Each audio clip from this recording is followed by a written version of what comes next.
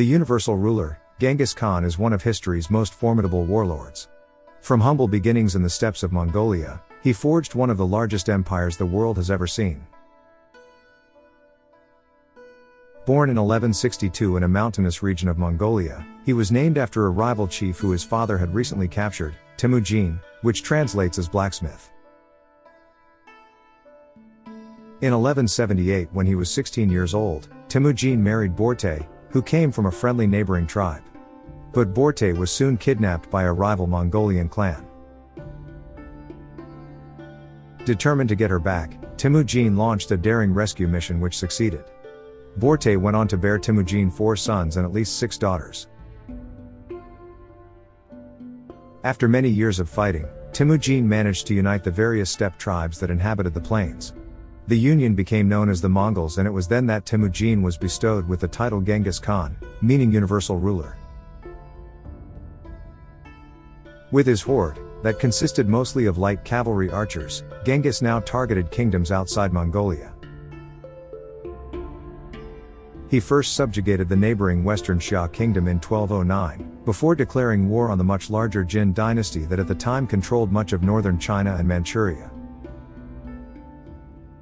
At the Battle of Yehu-Ling in 1211, Genghis and his Mongol horde won a crushing victory in which they killed many thousands of Jin soldiers. The entire Jin army was destroyed, paving the way for Genghis' subjugation of the dynasty. 4 years later, in 1215, Genghis besieged and captured the Jin capital of Zhongdu, modern-day Beijing. After humbling the Jin dynasty, in 1219, Genghis went to war with the Khwarezmian Empire in present-day Turkmenistan, Uzbekistan, Afghanistan, and Iran. The war erupted after the Khwarezm Sultan had murdered some of Genghis Khan's ambassadors. In response, Genghis unleashed Mongol fury on the Khwarezms, storming city after city.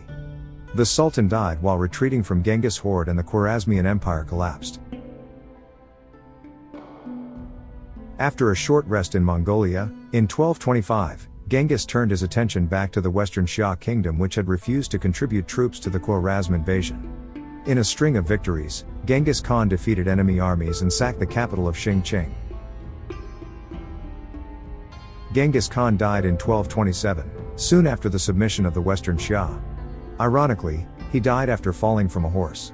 By his own request, he was buried in an unmarked grave within Mongolia. Genghis had over 500 wives. They bore him many children.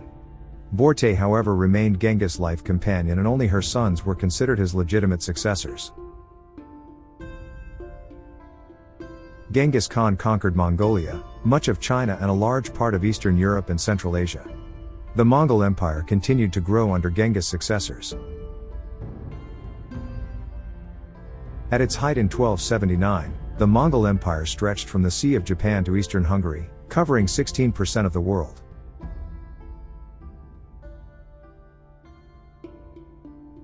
Subscribe to our YouTube channel.